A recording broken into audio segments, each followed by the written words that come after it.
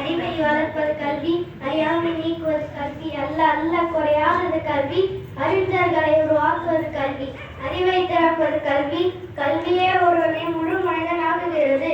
இன்றைய காலத்தில் கல்வி வளர்ச்சியை தீர்மானிப்பது மாணவர்களின் கற்பித்தலாலா அல்லது ஆசிரியர்களின் முயற்சியாலா என்று இரு தரப்பினரும் இன்னும் பேச வந்துள்ளனர். பார்ப்போம் எந்த அணியின் வாதங்கள் வெல்லப் போகிறது என்று. முதலில் மாணவர்களின் முயற்சியே என்ற அணியிலிருந்து மாணவி மோனிகா அவர்களை பேச அழைக்கிறேன். நடுவர் அவர்களுக்கும் இங்கு கூடியிருக்கும் அனைவருக்கும் எனது வணக்கம். கல்வி வளர்ச்சியில் வெற்றியை தீர்மானிப்பது மாணவர்களின் முயற்சி என்ற தலைப்பில் பேச வந்துள்ளேன். தண்ணீரை குளம் வரை கொண்டு செல்லலாம், குடிக்க வேண்டியது குதிரை விருப்பம் தானே. உலகின் சிறந்த ஆசிரியர் கற்பித்தால் மாணவர்களின் முயற்சி என்று வெற்றி என்பது இல்லை. ஆசிரியர் வழிகாட்டலாம் முடியும். நடந்து செல்ல வேண்டியது மாணவர்கள் தான். வெற்றி என்பது மற்றவர்கள் கைவிட்ட பின்பும் அயராது முயற்சிப்பதால் கிட்டுவதாகும். எனவே இறுதியாக ஆசிரியர் 8 மணி நேரம் பாடம் நடத்துகிறார்கள், பின்னர் வீட்டிற்கு போய் ஓய்வெடுக்கிறார்கள். ஆனால் மாணவர்களோ 8 மணி நேரம் பாடம் கற்றுக்கொண்டு வீட்டிற்கு போய் வீட்டு பாடம் வேறு செய்கிறார்கள். ஆகவே மாணவர்களுக்கு ஓய்வென்பதே கிடையாது. இதில் அதிக உழைப்பு காட்டுபவர்கள் மாணவர்கள் தான். எனவே கல்வி வளர்ச்சியில் முழுக்க மாணவர்களின் பங்களிப்பே பெரியது என கூறி வாய்ப்பிற்கு நன்றி கூறி விடை பெறுகிறேன். நன்றி, வணக்கம். அருமை, மாணவர்களின் பங்களிப்பே சிறந்தது என ஆணித்தனமாக தனது கருத்துக்களை கூறினீர்கள். இதற்கு என்ன பதில் கூற போகிறீர்கள் கோஷிகா அவர்களே? கல்வியின் வெற்றியை தீர்மானிப்பது ஆசிரியர்களே என்ற தலைப்பில் பெருமையுடன் பேச வந்துள்ளேன். எதிராக பேசிய மாணவி மோனிகா அவர்கள், ஆசிரியர்கள் 8 மணி நேரம் பாடம் எடுக்கிறார்கள், பின்னர் வீட்டில் போய் ஓய்வெடுக்கிறார்கள் என்றும் நாங்கள் பள்ளியில் படித்துவிட்டு பின்னர் வீட்டில் போய் வீட்டு பாடம் செய்கிறோம் என்றார். அது உங்கள் கடமை. நாங்களும் உங்களை போன்று படித்துவிட்டு தான் ஆசிரியர்களாய் பணியாற்றுகிறோம். ஒரு தலைமுறையை உருவாக்குவதற்கு ஆசிரியர்களை விட சிறந்த வழிகாட்டி வேறு யாரும் இல்லை என்று டாக்டர் ஏபிஜே அப்துல் கலாம் ஐயா கூறியிருக்கிறார். ஒரு நல்ல ஆசிரியர் சாதாரண மாணவனை கூட ஒரு சிறந்த மாணவனாக மாற்றுகிறார். விதை எவ்வளவு தரமாக இருந்தால் ஒரு நல்ல விவசாயி இல்லை என்றால் அறுவடை கிடைக்குமா நடுவர் அவர்களே? கிடைக்காதுதான். மாணவர்களின் திறமையை கண்டுபிடித்து அதை வெளிக்கொண்டு வருபவர் ஆசிரியர். சராசரி ஆசிரியர் பாடத்தை நடத்துகிறார். சிறந்த ஆசிரியர் நடைமுறை உலகளோடு கற்பிக்கிறார். உன்னிதமான ஆசிரியர் உயிரோட்டத்தை ஏற்படுத்துகிறார். பெருமிதத்தோடு சொல்கிறேன், பெருமையோடு சொல்கிறேன், உரைக்க சொல்கிறேன், உண்மையாக சொல்கிறேன். மாணவர்களின் கல்வி வளர்ச்சி வெற்றியை தீர்மானிப்பது ஆசிரியர்களின் கற்பித்தலே என்று கூறி விடைபெறுகிறேன். நன்றி.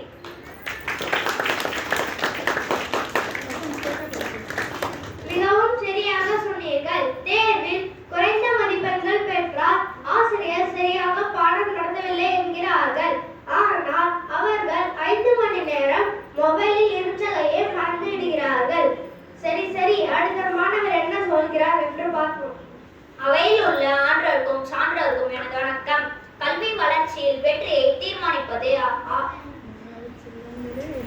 அவையில் உள்ள ஆன்றோருக்கும் சான்றோருக்கும் எனது வணக்கம். கல்வி வளர்ச்சியில் வெற்றியை தீர்மானிப்பது மாணவர் செல்வங்களே என்று எனது கருத்துக்களை கூற வந்துள்ளேன். எதிரணியினர் ஆசிரியர்களை பற்றி பெருமையாக பேசுகின்றார்கள். நானும் ஆசிரியர்களை மதிக்கின்றேன். ஆனால் ஒரு கையில் சாவி இருந்து மற்ற கை முயற்சிக்கவில்லை என்றால் கதவு திறக்குமா நடுவர் அவர்களே? முடியாதுதான். ஆனால் அக்கதவை ஆசிரியர் திறந்தாலும் உள்ளே நடந்து செல்வது மாணவர்கள் தான். ஆசிரியர் பேனாவை கொடுக்கலாம், எழுத வேண்டியது மாணவர்கள் தான். ஆசிரியர் வரைபடத்தை காட்டலாம், இலக்கை அடைய வேண்டியது மாணவர்களின் கால்கள் தான். ஆகையால் ஆசிரியரின் கற்பித்தலையும் தாண்டி மாணவர்களின் முயற்சியும் பயிற்சியும் தான் அவர்களுக்கு வெற்றிக்கு காரணமாக அமைகின்றது. எனவே கல்வி வளர்ச்சியில் வெற்றியை தீர்மானிப்பது ஆசிரியரின் மாணவர்களின் முயற்சியே என்று கூறி விடைபெறுகின்றேன். நன்றி, வணக்கம்.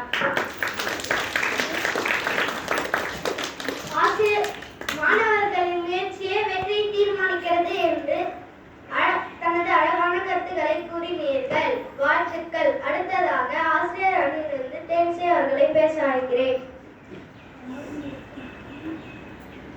அவைக்கு அழகு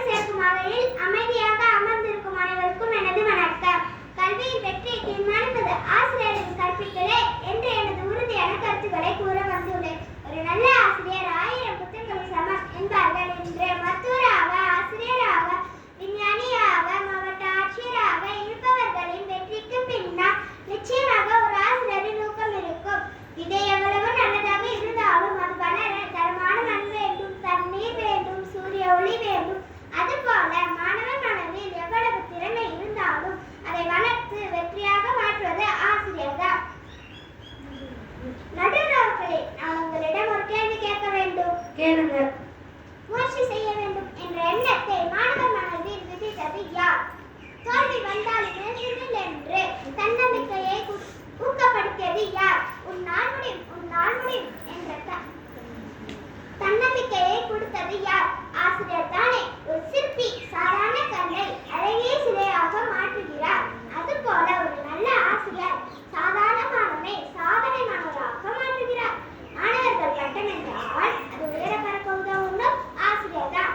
ஆகவே கல்வி வளர்ச்சியின் வெற்றியை தீர்மானிப்பது ஆசிரியர் கற்பித்தலே ஆணித்தனமாக கூறி விடை பெறுகிறேன். நன்றி, வணக்கம்.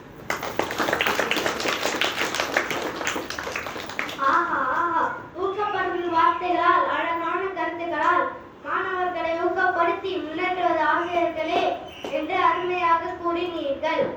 இதற்கு பதிலளிக்கவாறார் ஆசினி அவர்கள். அனைவருக்கும் அன்பான வணக்கம். மறுபெண்கள் மற்றும் வாழ்க்கையில் நான் உதயமான நண்பர். முயற்சி செய்த கை ஒரு நாளும் வெங்கைய திணியதில்லை. எனவே கல்வி வளர்ச்சியின் வெற்றியை உறுதி செய்வதே மாணவர்களே இந்த தலைப்பில் பேச வந்துள்ளேன். என்னிடம் பேசிய அனைவரும் ஆசிரியர்களிடமே அருமையாக பேசினார்கள். நண்பர்களே, நீங்கள் ஒன்று கவனிச்சீங்களா? இவர்கள் எல்லாரும் மாணவர்களாக இருந்து கொண்டு ஆசிரியருக்கு சப்போர்ட் பண்ணி பேசுறாங்க. இப்ப பேசுறதெல்லாம் சரிதான், எக்ஸாம் வந்தால்தான் தெரியும் யாரெல்லாம் ஆசிரியருக்கு உண்மையாக சப்போர்ட் பண்ணி பேசுறாங்கன்னு. சரி சரி, அதெல்லாம் ஒரு பக்கம் இருக்கட்டும். மாணவர்கள் விழுந்தாலும் மேலோக்கி பிரகாசிக்கும் தீபங்கள், துவண்டாலும் வெற்றி நினைக்கும் போர் வீரர்கள், கைக்கு விழுந்தாலும் வெற்றி கணியிருக்கும் சாதனையாளர்கள். நடராஜே, நான் உங்களிடம் ஒரு கேள்வி கேட்க வேண்டும். கேளுமா. 5 சப்ஜெக்ட்க்கு 5 மிஸ் இருக்காங்க. இங்கிலீஷ்க்கு பிடியாம, தமிழுக்கு அபிமஸ், மேத்ஸுக்கு பிடியாம, சயின்ஸ்க்கு சுமதிமஸ், சோஷியலுக்கு பாதிமஸ். இது இல்லாம 4 அதே சப்ஜெக்ட் வேற. இந்த 9 சப்ஜெக்டையும் மாணவர்கள் நாங்கள் ஒரே ஆளதான் படிக்கிறோம். இதிலிருந்தே கல்வி வளர்ச்சியின் வெற்றியை அயராது பாடுபடுபவர்கள் மாணவர்களே. மாணவர்களே என்று நல்வாழ்த்துக்கு நன்றி கூறி விடைபெறுகிறேன். நன்றி, வணக்கம். அருமையாக இருந்தது இந்த மாணவியின் குறும்பு பேச்சு. இதற்கு பதிலடி கொடுக்க வராங்க ஆசிரியர் அவர்கள். நடுவர் அவர்களே, உங்களுக்கு வணக்கம். அதுக்கு முன்னாடி உங்ககிட்ட ஒன்று கேட்க நினைக்கிறேன். இந்த பட்டிமன்றத்துல மட்டும்தான் நீங்க நடுவரா இருக்கீங்க. ஆனா நிஜத்துல நீங்க ஒரு மாணவன் தான். மாணவர் அன்னைக்கு சப்போர்ட் பண்ணி அவங்களுக்கு சாதகமா தீர்ப்பு சொல்லக்கூடாது. அறியாமை என்னும் நீக்கி அறிவு தீபம் பெற்றுபவர்கள் என் கல்லா இருப்பவரையும் அழகிய சிலையாக மாற்றுபவர்கள் ஆசிரியர்கள். அவர்களை கல்வி வளர்ச்சியின் வெற்றிக்கு காரணமானவர்கள் என்று நான் பேச வந்துள்ளேன். ஒழுக்கம் இன்பம் தரலாம், ஒழுக்கம் உயிரினும் ஓம்படும் என்ற திருக்குறள் வரிகளை உங்களுக்கு ஞாபகப்படுத்த விரும்புகிறேன். நடுவர்களே, கல்வி வளர்ச்சி என்பது சிறந்த மதிப்பெண்கள் பெறுவது மட்டுமல்ல, சிறந்த ஒழுக்கமும் பண்பும் கலந்துதான் கல்வி. கல்வி வளர்ச்சியின் வெற்றியை தீர்மானிப்பது ஆசிரியர்களே கற்பித்தலே. ஒழுக்க பண்பில்லாத கல்வியால் பயனேது நடுவர்களே? ஒரு மாணவனின் வளர்ச்சியில் கல்வி மட்டுமல்ல, ஒழுக்க பண்பு முக்கியத்துவம் பெறுகிறது. ஒரு மாணவன் கல்வியில் மட்டுமல்ல, அவன் வாழ்க்கையிலும் உயர்ந்த நிலை அடைய உதவுவது ஆசிரியர்கள் தான்.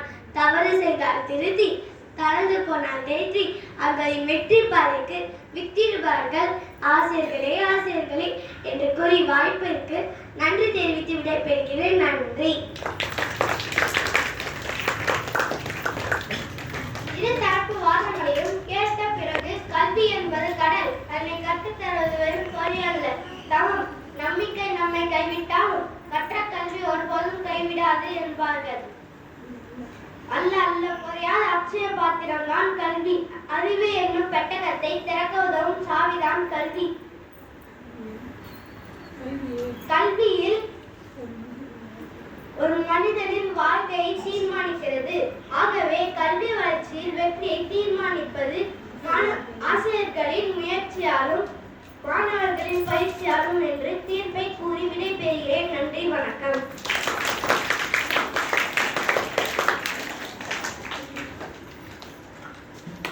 இன்றைய பட்டிமன்றத்தில் இரு அணிகளும் தங்களது கருத்துக்களை சிறப்பாகவும் ஆழமாகவும் எடுத்துரைத்தனர். ஆசிரியரின் கற்பித்தலும் மாணவரின் முயற்சியும் இரண்டும் கல்வி வெற்றிக்கு தவிர்க்க முடியாத இரண்டு சக்கரங்கள் என்பதை அனைவரும் உணர்ந்திருப்போம். ஆசிரியர் வழிகாட்டுகிறார், மாணவர் உழைக்கிறார். இந்த இரண்டும் இணைந்தால்தான் உண்மையான கல்வி வளர்ச்சி சாத்தியமாகும். மீண்டும் ஒருமுறை சுதந்திர தின நல்வாழ்த்துக்கள். நன்றி.